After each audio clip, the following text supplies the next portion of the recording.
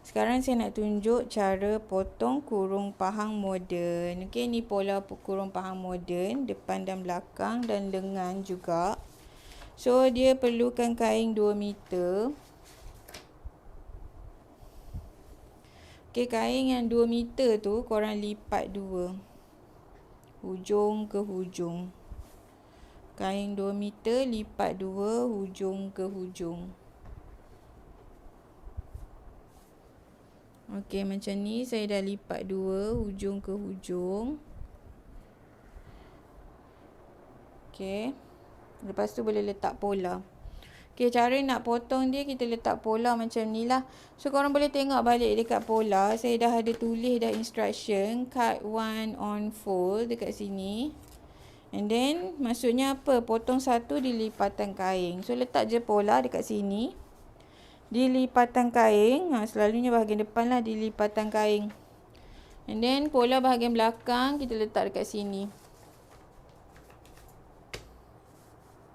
Okey, bahagian belakang kita letak dekat sebelah dia. Sebab bahagian belakang ni kita tak perlu letak dekat lipatan kain. So letak je kat sebelah dia.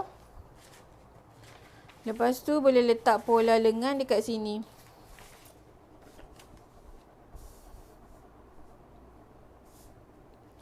Okey, cara tips nak potong kain kan. Tips untuk potong kain. Recommend korang susun pola macam ni lah dalam keadaan macam ni.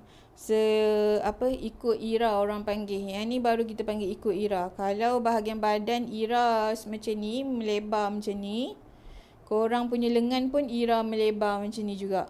Jangan tiba-tiba lengan tu potong macam ni sebab nak jimat kain. Okey, kita boleh nampak perbezaan dia nanti pada kain. Daripada segi shining dia tu akan berubah. Sebab tu kalau nak tengok baju kat butik-butik, nak tengok butik ni patut letak harga mahal ataupun tak, korang tengok shining dia. Kalau shining dia berbeza dengan baju badan, maknanya dia letak ira pola lengan tu macam ni lah. Selalunya butik, kadang-kadang kedai dia nak jimat kain dia buat macam ni.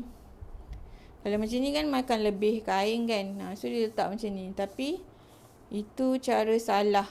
Ira pun lain. So kalau ira semua badan macam ni, barulah lengan pun macam ni juga. Kalau badan macam ni, okey, kalau pola badan macam ni, barulah lengan pun macam ni juga. Okey.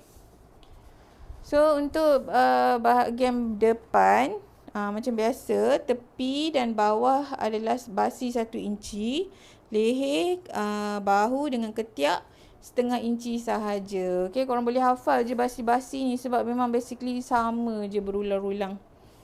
Okey, leher, bahu, ketiak setengah inci, tepi dan bawah 1 inci. Untuk lengan pun sama, tepi setengah inci, bawah je 1 inci. Yang lain semua setengah inci. Sebab untuk lengan ni kita tak nak dia macam bulky sekat. Kalau buat basi 1 inci. So macam ni cara dia. Cara nak potong kurung pahang moden.